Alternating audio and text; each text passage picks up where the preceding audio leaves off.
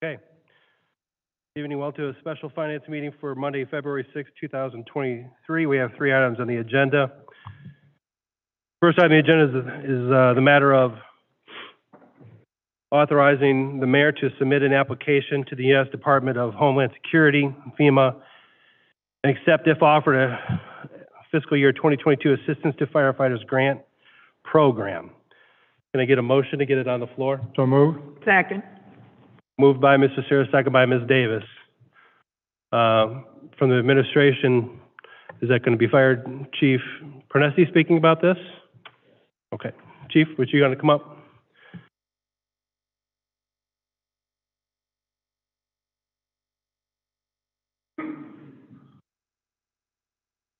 Good evening. So there are 2 grants that we would like to apply for. The first one would be just from the city of Elyria, and it's for last year, if you remember, we applied for an ambulance, and the need is still there. We have still not heard back one way or another on that grant. It depends on who you talk to. One day you talk to somebody from FEMA, they're like, well, if they didn't say anything, it's not good. Next day, no news, could be good news. At this point, I have no idea. So it was decided to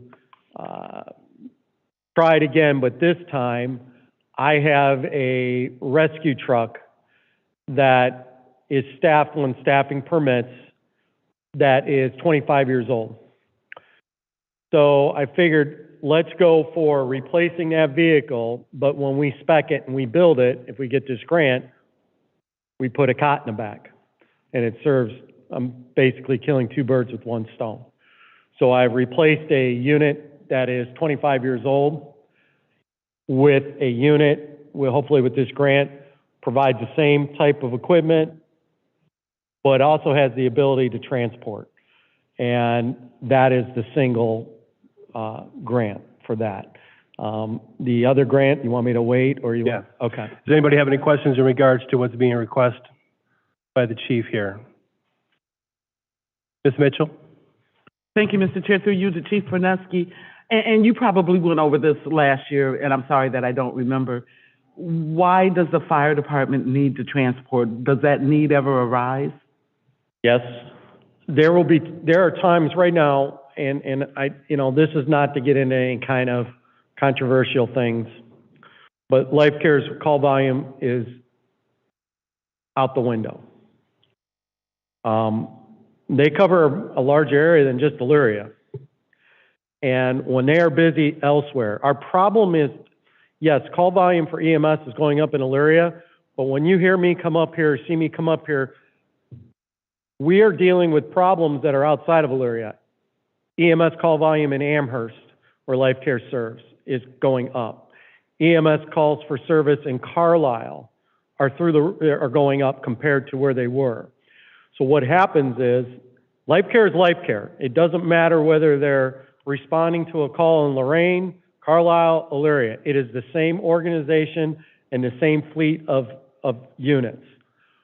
The call volume elsewhere is affecting their response or their availability of ambulances in the city of Elyria. I want to be able to back them up rather than them relying on mutual aid. What's happening now is they are calling other fire departments to come into the city. We already have an engine company on the scene just waiting for an ambulance. Well, I'm providing that. Plus, my biggest thing is that this will give me the ability to have a vehicle on site of a fire to where I don't have to tie up a Life Care ambulance. If one of my men go down, just throw them in the back of that apparatus and away we go. I already have paramedics. We are already doing the things out into the field that we can do except transport. This is strictly a backup to Life Care in the event that it's needed. We are not getting in the EMS business. I don't want to hear from anybody saying we are. We are not, okay? But I have to provide that backup. And in 2023, it makes sense to provide that backup transportation because I have a boatload of paramedics that are performing EMS and advanced life support in the field right now. And Life Care has a high call volume. One last thing on that, and I'll let it go. If you were to put Life Care's population of what they serve, the towns that they serve, they would be between the 5th and 6th largest population in the state of Ohio. When you take that coverage area, there is a particular number that's Amherst or Akron and Dayton. They would be between Akron and Dayton for the largest municipalities if you just took their population they cover. Akron has 13 ambulances on the street every day. Dayton has like 8. Life Care fluctuates. And in the city of Elyria right now, they only have 3. But they bring in from other locations, but they're busy. I can't afford, nor will I allow, as the fire chief, my residents to wait. And mutual aid, Elyria Township's busier. They're not always going to be able to come in. It makes sense. It's a backup. Mr. Tolet. Through you, Mr. President. This is more of a comment. In Station 1, in Elyria Fire Station 1, they list month-by-month calls, and it goes back how many years? Right before I came on, so 35, 36 35 years. When I went into Station 1 and looked, I was staggered at what they're at.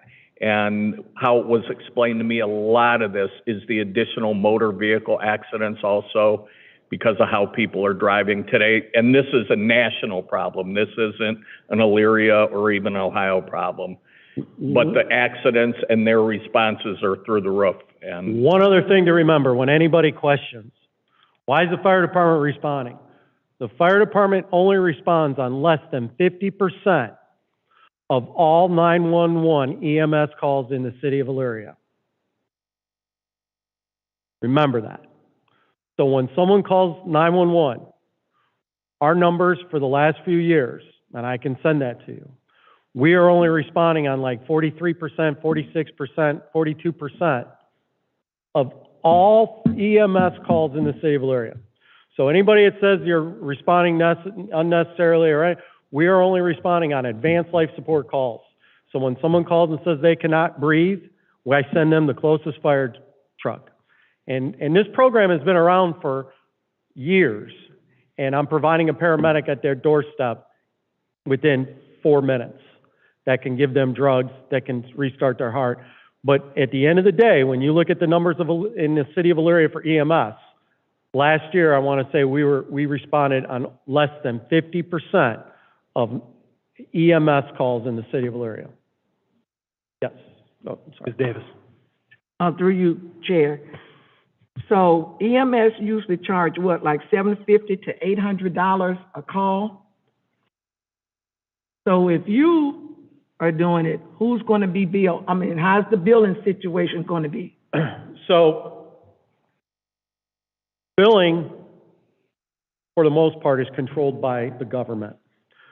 I would look at it as if you were to tell me I had to start transporting EMS all across the city tomorrow, we would get into a contract with a third-party biller that would access our report. There's set pricing. We can't just make up a price. And then if we were to transport, that third party then bills just like any other city that transports in their fire department. They do not have an office at City Hall where it's ambulance billing. There are third parties that these cities rely on and contract with that charge by the number of calls that I would look into. And if it's 10, well, there's 10 bills that come from this third party to that resident. So that's how we would do it. We would contract out that billing with a company that does it, and that's how most, if not all, city fire departments that transport do that. Life Care has their own in billing, so that we would not do what Life Care does. They have their own billing department.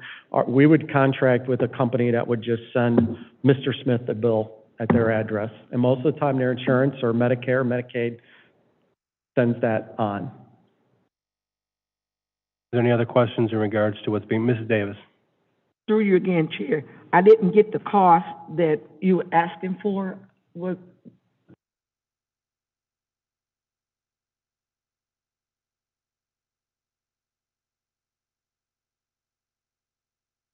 $500,000 with a 10% match. I'll defer to Law Director Deering. Through you, Mr. Chair. It is a $500,000 grant. That would be the total cost of the purchase. There is a 10% match required by the city if this grant is awarded. So 10%, you'd be looking at $50,000 if my math serves me.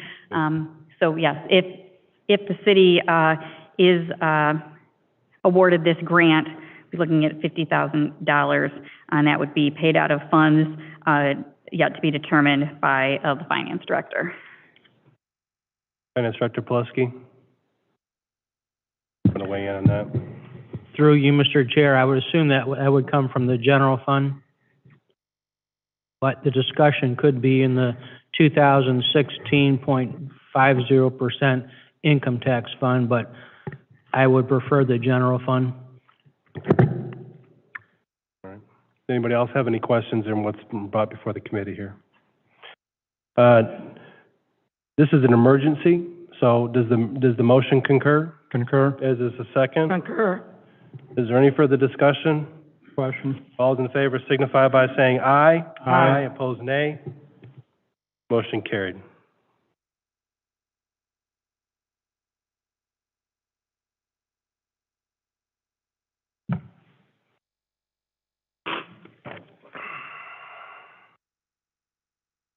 Next item on the agenda,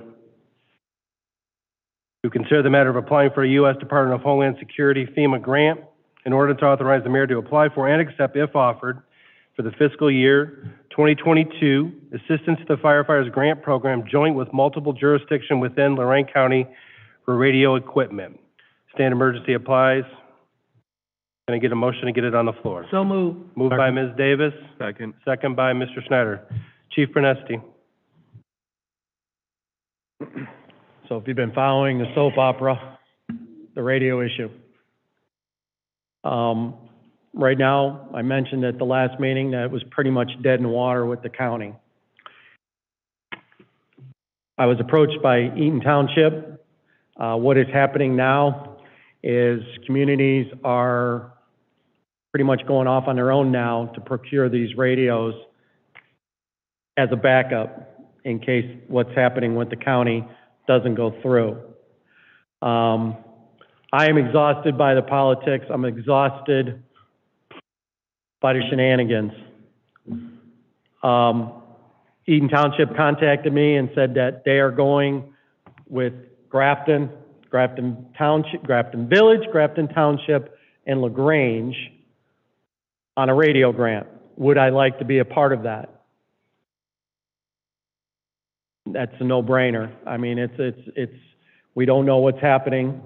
The radios is, you have to think of it, not only the system that we want to try to get on, but even if we don't get on this new system, I need the hardware to be able to communicate with all these jurisdictions. Great case in point, there is one heck of a hazmat situation going on at the border in East Palestine. If that happens today in Elyria, I can have everybody come over to a channel, we would be talking. If my firemen if that happens down in North Ridgeville, my firemen cannot communicate with North Ridgeville Fire. These radios would allow us to turn a channel and communicate. And it's the hardware that we're looking for right now with this grant. Sooner or later, I'm going to be coming back to council if this grant doesn't come through, and have to ask for these radios. It is a must. It's not a want, it's a need. So I'm trying to be a little proactive here and say, let's try this grant approach. Let's try it. I don't know if it's going to be successful. I hope it is. If it is, great. If not, I'm going to be right back here begging for portable radios and mobile radios that can communicate with everybody. So Chief, based on the letter that you sent here to me in regards to these radios, you're looking for 50 radios. And if this goes out for state bid, if we're awarded this grant, the roughly cost for each radio is $3,200. Cost of each radio is roughly $3,200 state. Right. So our share would be 10%, would be $16,000. Okay, and if we didn't get the grant, if this is correct, the radios are roughly $6,500 apiece. If we don't get the grant, I would imagine we would still be able to get state pricing, Okay, but we would have to pay $3,200 times 50. right. So, that's why I figure we'll try to grant, and we'll see. But if it falls back on the city, we would still be able to get state pricing, but again, it would be $3,200 times 50 instead of just that 10% cost with the grant. Can I get a motion to get, is there a motion on the floor? Yeah. Can I get a motion to get on the floor? So move. Moved by Mr. Tolet. Second. Second by Mr. Sarah.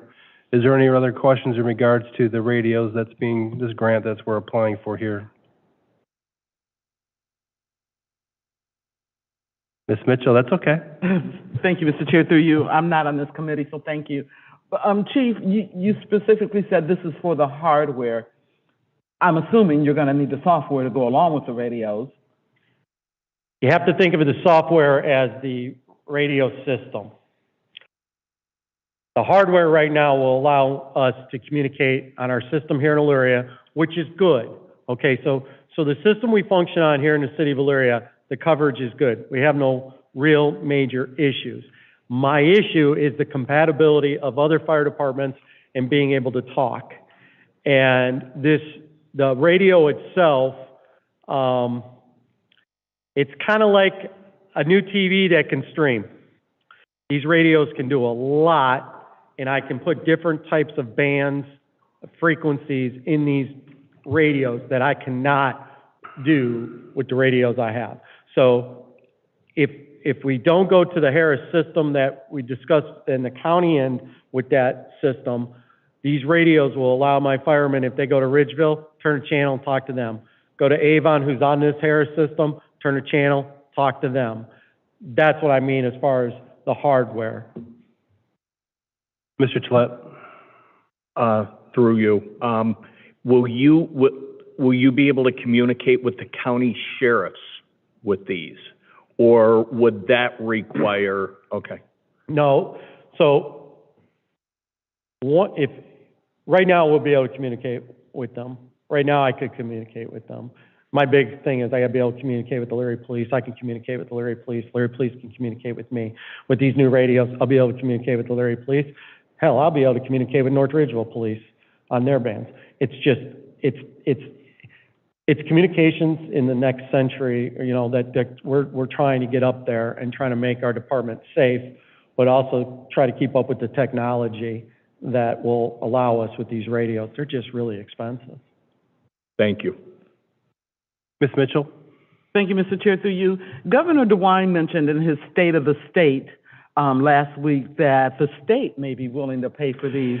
How would that work, and how would that affect this grant? So that is the number one actor in the soap opera with the county and everything, okay?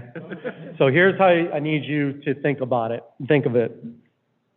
The state of Ohio has it's called Multi-Agency Radio Net Communication System, MARCS. The county fire chiefs tested that system. I tested that. We tested that system. The cost would still be incurred on cities for that system. This Harris system, you think of it like this. The MARCS system was created after 9/11, 20-some years ago. It is 1.0 technology. The Harris system that the fire chiefs want, that you read about in the newspaper and we've been fighting for with the county, is 2.0. And it picks up Wi-Fi signals. But the biggest thing, and what you as the finance have to understand, is that with the Mark system, Governor DeWine can pay for all that, and that's great, and those that run government see that and they say that's great. Well, the catch is that there are boosters that are going to need to be purchased and put in buildings.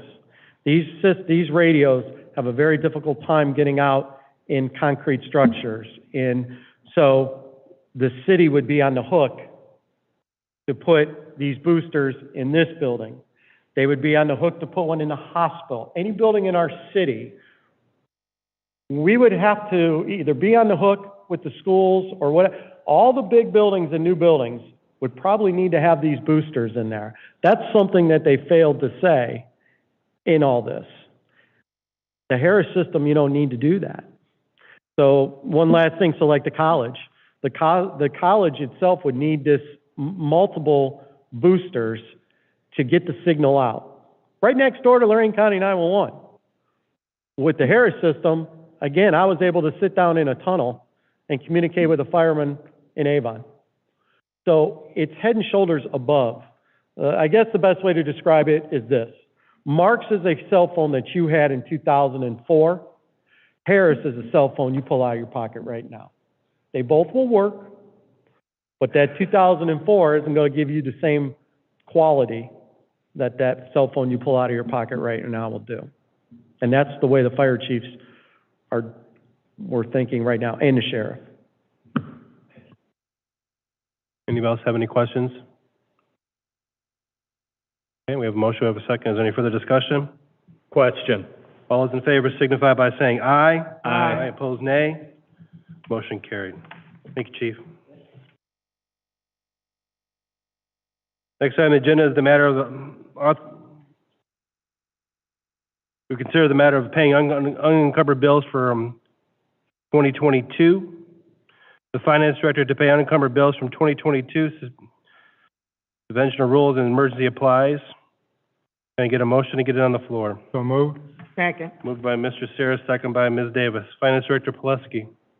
Thank you, Mr. Chairman. Recently, we were presented with invoices from last year for the performance by the Cleveland Pops Orchestra.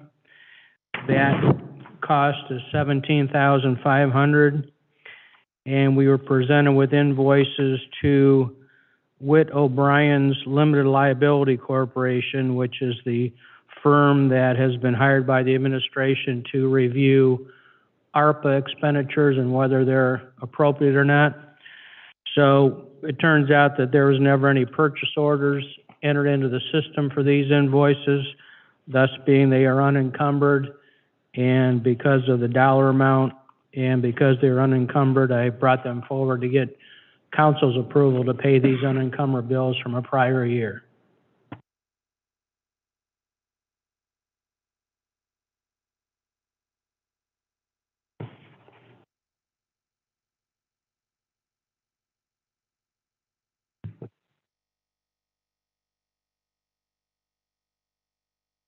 This is an emergency as well, so does the motion concur with the emergency? Concur. This is the second. So we have two bills here totaling $33,398.55. So, Mr. Williams, can you explain why these weren't? Yes, sir, through the chair. On the Pops concert, we received correspondence from the Pops Orchestra, basically inquiring about unpaid bill. And as it turns out, I spoke with Shirley Morgenstern, who is the executive director of the Pops Orchestra, and they did not submit an invoice. The invoice would have triggered the purchase order.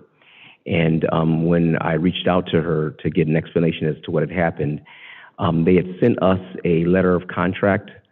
We then returned that, and she did not return that with signature, nor did she submit invoice. In previous years, they would submit that, and that would then generate the invoice that would be created. So that document was never submitted, and we weren't aware that it wasn't paid because there were myself nor the other persons in the office would not have been aware because we didn't participate in that part of the invoice process.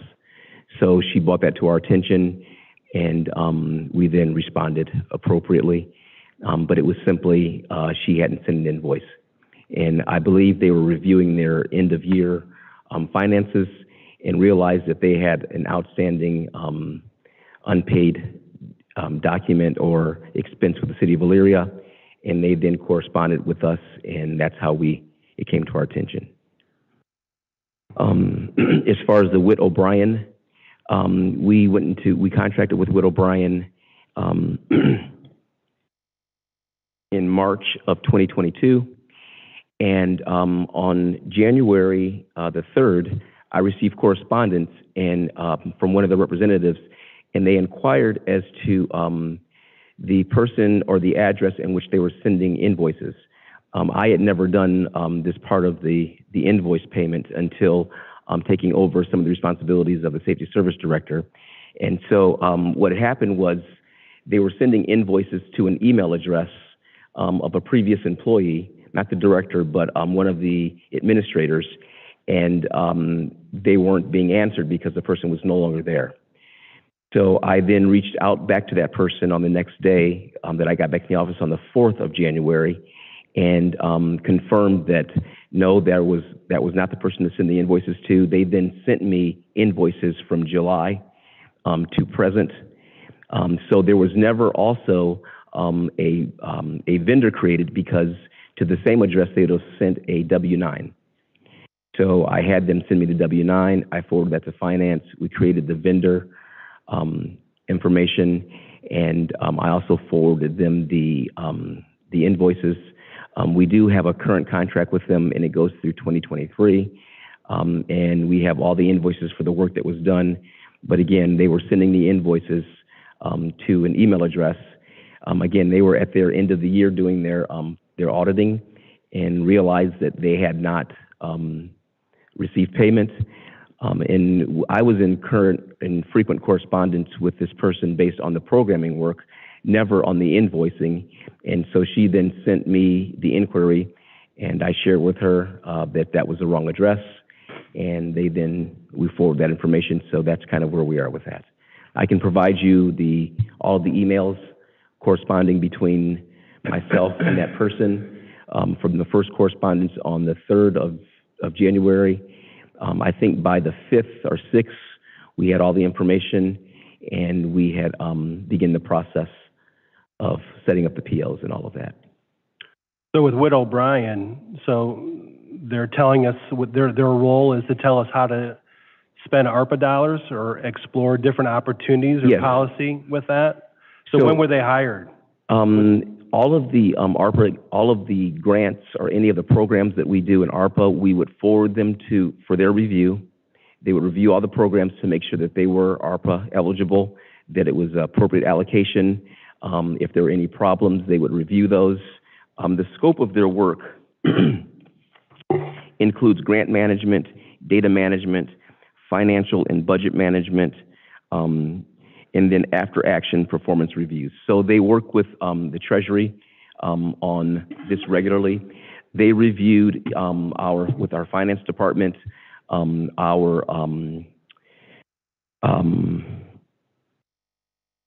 do we frame those? Our reports, and also when we were looking at our, I'm sorry, I'm using the term.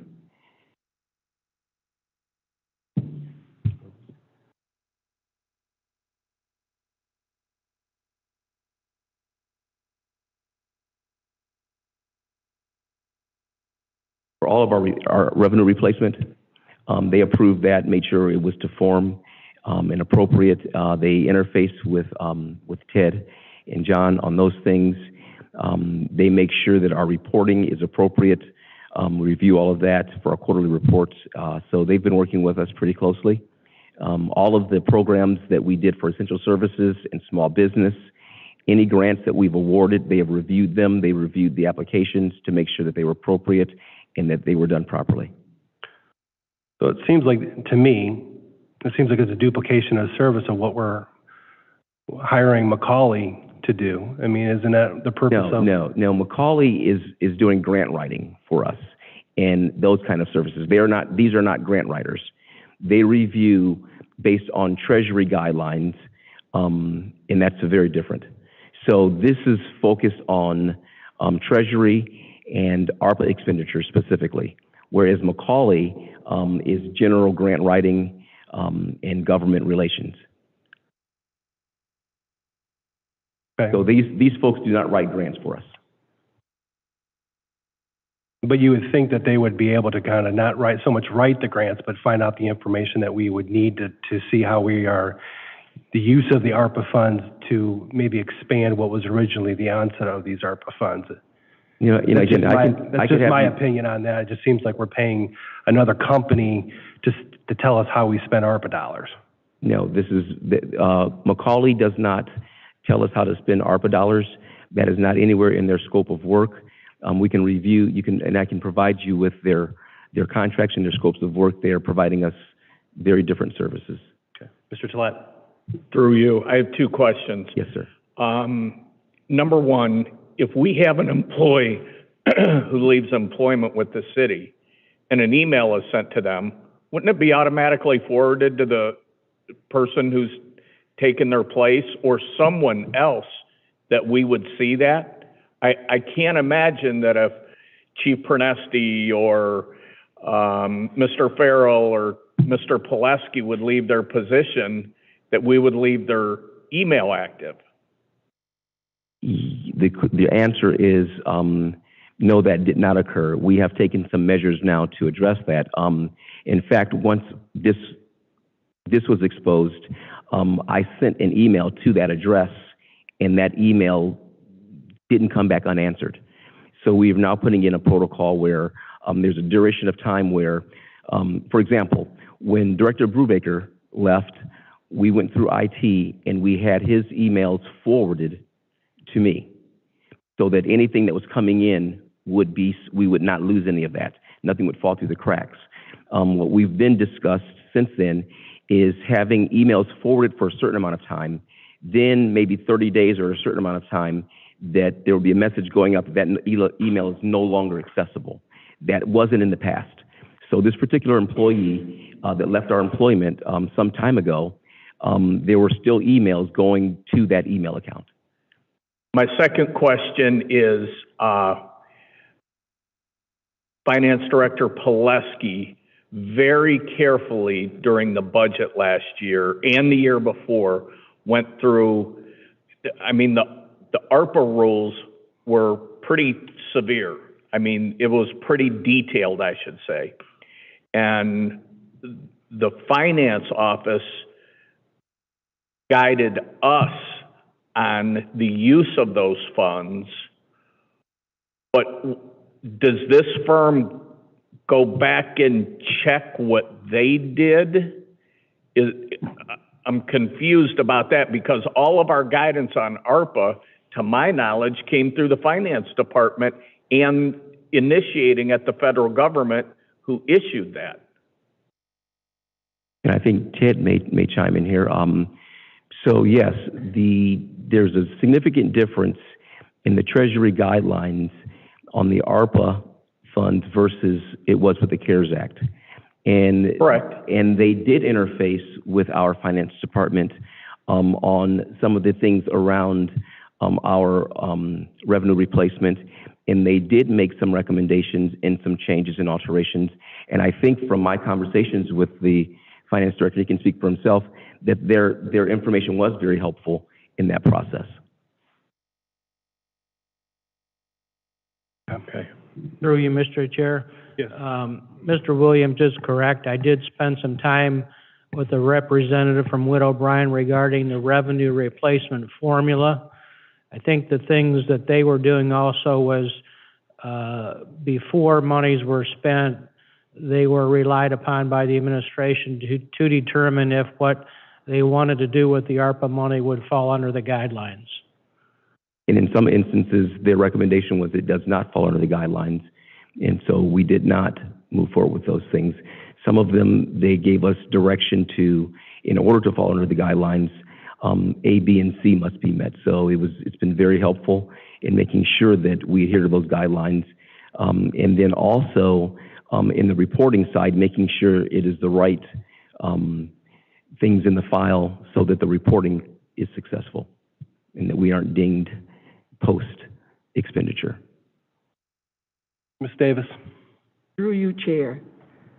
So, 17.5, we owe the orchestra. And then you got a company that's telling us how to spend opera money. How come they didn't tell you to spend opera money on the opera, on the grant, to pay the opera, the pop opera? If they telling us how to spend the opera money, how come they didn't say we could pay this out of that? Is that not feasible too? Then we're taking this 17.5 out of general fund? Where's the 17.5 gonna come from? That would come from the general fund as it normally does. Yeah. So, So I don't believe they were ever confronted with that question, whether the Cleveland Pops would be approved expenditure of ARPA money. They were never confronted with that question. It's just that the bills never made it to our office to be paid, and per the discussion you had with Mr. Williams.